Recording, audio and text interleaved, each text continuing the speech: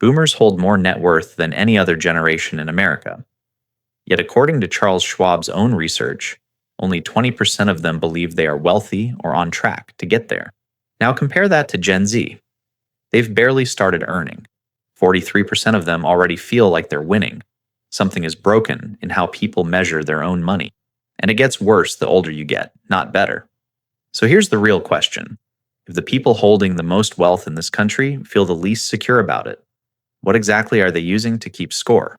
Most Americans say it takes $2,300,000 to feel wealthy. But the actual number that puts a household in the top 10% in this country is $1,900,000. That's a $400,000 gap between what you think you need and what you might already have. And that gap has been quietly draining people's peace of mind for years. My name is Alex. If you've ever run the numbers on your own accounts and still felt behind, stay with me. Because the math probably isn't wrong. The scoreboard is. I'm going to show you where your real net worth is hiding, and why your brain refuses to count it as real. Once you understand this, you'll stop chasing a number that was never the right target in the first place. And the first place that Scoreboard gets rigged against you isn't in your bank account. It's in the two different ways your brain is tracking money right now. The two scoreboards, income versus wealth. Here's a question worth sitting with for a second. When was the last time you actually felt rich, even for a minute? Chances are it wasn't when your 401k statement showed up in your inbox. It was probably something smaller, a bonus hitting your account, a raise showing up on your first paycheck of the year. That feeling is real, but it's also incomplete, and understanding why is the whole key to this video. There are two scoreboards running your financial life at the same time. Most people only know one of them exists. The first is the income scoreboard. This one is loud. It's your salary, your bonus, your commission check, your raise. It updates every 2 weeks, and it feels immediate because it is immediate. We compare it constantly, usually without even meaning to. Take a regional sales director named Owen, mid-50s, living outside Franklin, Tennessee. His neighbor just leased a Range Rover Sport SV, the kind that starts north of $170,000 new. She carries a Chanel Classic flap in black caviar leather to the grocery store. Her husband wears a Cartier Santos de Cartier, reference WSSA 0018, the large steel model, to backyard barbecues like it's nothing. Owen notices. Of course he notices. That's what the income scoreboard is built for. Now, you're probably thinking, well, if they can afford all that, they must be doing great. And on the surface, sure, that seems right. But here's what changes the math. None of what Owen is looking at tells him anything about what his neighbors actually own. A lease is a monthly payment, not an asset. A watch and a handbag are things you wear, not things that compound. The income scoreboard shows you spending power. It says absolutely nothing about net worth. Then there's the second scoreboard, which is completely different in almost every way. This is the wealth scoreboard. It's slow, it's quiet, it runs in the background, built from retirement accounts, home equity, and investments that grow whether you're paying attention or not. Nobody sends you a push notification when your house appreciates $10,000 over the winter. There's no bonus announcement when your index fund quietly compounds while you sleep. It just happens. And here's the part that should genuinely bother you a little. This is the scoreboard that actually determines whether you're in the top 10% of this country. Not the driveway, not the wrist, not the handbag. Follow the incentives here for a second because they explain everything. Car dealerships want you thinking about monthly payments. Luxury brands want you thinking about status. Nobody in that entire ecosystem benefits from you sitting down and calculating your real net worth because that number doesn't sell anything. It just sits there quietly, telling the truth. So Owen, sitting in his own driveway next to a paid-off Honda Pilot, might actually be building more real wealth than the neighbors he's been quietly comparing himself to. He just has no way of seeing it because nobody built him a scoreboard for that, which raises the obvious next question. If Owen's wealth is real but invisible, what does it actually look like when you add it all up? The invisible balance sheet, calculating your true net worth. What if the wealthiest thing you own is something you've never once thought to write down? Let's go back to that quiet scoreboard for a second, because it's easier to understand with a real person running the numbers. Meet Priya, a 56-year-old hospital administrator, living just outside Charlotte, North Carolina. She makes $118,000 a year. If you asked her how she's doing financially, she'd probably shrug and say she's comfortable, nothing special, middle of the pack. That's the honest answer most people in her position would give. But watch what happens when we actually add things up instead of guessing. Priya bought her house 11 years ago. Since then, home values in her area have climbed steadily, and she's been chipping away at the mortgage the whole time. Right now, the average American homeowner with a mortgage is sitting on roughly $295,000 in home equity, and Priya's number lands almost exactly there. That's real money. It's just sitting in drywall and a deed instead of a checking account. Then there's her 401k. 24 years of steady contributions, no drama, no panic selling during the rough years. That account is now worth about $340,000. Add in a small brokerage account and some savings. Call it $58,000. Subtract a $6,000 car loan on a Toyota Highlander, she'll have paid off by next spring. Add it all together, and Priya's actual net worth is around $687,000. That number should stop you for a second, because Priya, in her own mind, is just getting by. She's not close to what Charles Schwab's own research says Americans currently believe it takes to feel financially comfortable, which sits at $839,000. But she's already more than 3 times above the national median household net worth of roughly $193,000. 3 times. And she has no idea. Here's why that disconnect happens. When Priya pictures what wealth actually looks like, she's not picturing her own balance sheet.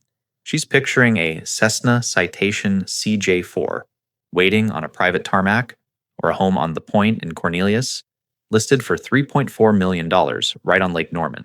That's the image wealth has been sold as. Meanwhile, her own $340,000 in retirement savings gets filed away in her head as just a number on a screen. Not real money, not wealth, just a statement she skims once a quarter. This is what the data quietly calls the invisible balance sheet. And it's not just Priya's problem. It's happening in millions of homes right now, completely unnoticed, because none of it shows up as a raise, a bonus, or anything that pings your phone. And look, I'm not saying home equity and retirement savings feel exciting. They don't. Nobody throws a party because their mortgage balance dropped. But dismissing that money because it doesn't feel like money is exactly how you end up feeling, behind while sitting on nearly $700,000. So if wealth like Priya's can build quietly for over a decade without her noticing, the next question is obvious. What's actually driving that growth in the background? And why does it seem to happen almost without her doing anything at all? The silent compounding machine. The power of sitting still. What if the most powerful thing happening in your finances right now is something you can't actually see or feel at all? Let's talk about Renee, a 52-year-old middle school principal in suburban Ohio.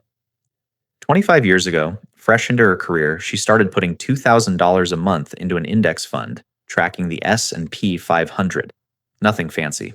No stock picking, no timing the market, no watching CNBC every morning before work. She just set it up on autopilot and mostly forgot about it. Here's what that actually turned into. Assuming an average annual return of 7%, which is a reasonable long-term estimate for a diversified stock portfolio, Renee's account today is worth roughly $1,518,000.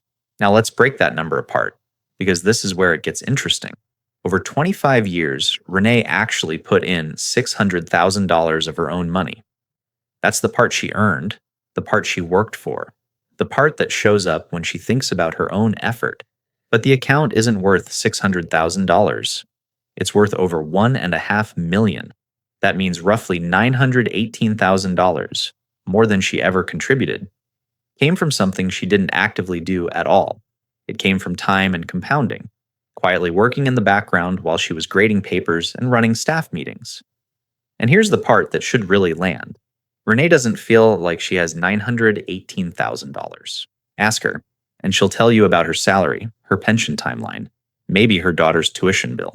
She will not mention that account because it doesn't register the same way a paycheck does. Your brain is wired to notice effort. It tracks hours worked, deals closed, invoices sent. It was never built to notice money that grows while you sleep. I know what that sounds like. It sounds almost too simple, right? Just put money in and wait. But run the numbers, and this is exactly what they show. The account didn't need Renee to be smart about the market. It didn't need her to check it daily or move things around when the news got scary. It needed her to leave it alone. That's the whole mechanism. Now compare that to the version of Renee who spent those same $2,000 a month differently. Say she'd put it toward a lease on a BMW X5 xDrive 40i, or built a closet around a Cartier Panthère watch and the occasional Louis Vuitton Neverfull. Nothing wrong with any of that, genuinely. But that spending disappears the moment it happens. It doesn't compound. It doesn't sit quietly for 2 decades, turning into something bigger than itself. That's the real trade being made every single month, whether people realize it or not. This is the part nobody talks about at dinner parties. Nobody brags about an index fund the way they brag about a new car in the driveway. But one of those things is actually building the top 10% net worth everyone claims to want. And the other one is just gone by the next billing cycle. So Renee is sitting on nearly $1 million she barely notices. But if the math is this generous when you leave money alone, what happens the moment someone else starts quietly taking a cut of it every single year? The moving wealth target, vibes versus statistics? Here's something strange. The generation with the most money in this country is also the one most convinced they don't have enough. How does that even happen? Meet Grant, a 58-year-old bank branch manager living in Scottsdale, Arizona. Grant has done everything the textbook says. Paid off house, healthy 401k, 0 credit card debt. By almost any honest measure, he's doing well. But ask Grant if he feels wealthy, and he'll laugh and change the subject. That reaction isn't random. It's generational, and the data backs it up almost perfectly. Right now, according to Charles Schwab's own research, boomers say it takes $2,800,000 to feel wealthy, the highest bar of any generation surveyed. And despite holding more net worth on average than Gen Z, millennials, or Gen X combined, only 20% of boomers believe they're wealthy, or even on track to get there. Compare that to Gen Z, many of whom are just starting, and 43% already feel like they're winning. Gen X isn't much better off psychologically either, sitting at just 33%, so the group with the most also feels the least secure. That should bother you a little because it means the number itself isn't the problem. Now you're probably thinking, well, maybe Grant just needs more money. And look, I'm not saying money doesn't matter. I'm saying the target he's chasing was never fixed in the first place. Here's the mechanism. As Grant's income climbed over the decades, so did his neighborhood. His new neighbor drives a Porsche 911 Turbo S, wears an Audemars Piguet Royal Oak, reference 15500ST, and just chartered a Gulfstream G280 for a long weekend in Aspen. None of that was on Grant's radar when he was 28 and renting an apartment near the highway. But every time he leveled up financially, his comparison group leveled up right alongside him. The finish line didn't stay still. It moved every single time he got closer to it. That's the trap. Currently, the actual threshold to land in the top 10% of American households by net worth sits at roughly $1,900,000. But the average American believes it takes $2,300,000 just to feel wealthy, and Grant's own generation pushes that number even higher, up near $2,800,000. That's a gap of hundreds of thousands of dollars between where the actual finish line is and where people think it is. And here's the quiet consequence of that gap. Somewhere near Sarasota, on Bird Key, a waterfront home just listed for $4,100,000. Grant scrolled past it on his phone last week during lunch. He'll never live there. Almost nobody will. But comparing his very real, very solid net worth against a listing like that is exactly how someone who's already ahead ends up feeling like they're behind. I know that sounds almost unfair, because it is. You're not just competing against a number. You're competing against a number that keeps redrawing itself based on who you're standing next to. But here's the thing about crossing a real financial threshold instead of a social one. It doesn't just change how you feel. It changes who starts paying attention to you, and not always for reasons that work in your favor. The hidden fee leak, the silent threat to your wealth. Here's an odd truth about money. The better you get at building it, the more people quietly start lining up to take a cut of it. Take Dana, a 55-year-old dental office manager in suburban Denver. After 2 decades of steady saving, she finally hit a number that felt like it deserved professional help. So she hired a financial advisor. Reasonable move on paper. The advisor charges a standard 1% fee on assets under management. That sounds small, almost forgettable. 1% barely registers when you say it out loud, but run the actual numbers and 1% stops sounding small at all. Remember Renee's account from a minute ago, the one that grew to $1,518,000 over 25 years at a 7% average annual return? Now picture that same 25-year stretch, same $2,000 a month, but with a 1% fee quietly shaving the net return down to 6% instead of 7. That account finishes at roughly $1,317,000. Sit with that gap for a second. $201,000 gone. Not because of a bad investment, not because of a market crash, just from 1% year after year, compounding in the wrong direction the entire time. Now you're probably thinking, sure, but doesn't Dana get something for that 1%? Advice, guidance, someone to talk her off the ledge during a rough quarter? Fair point. And for some people, that's genuinely worth paying for.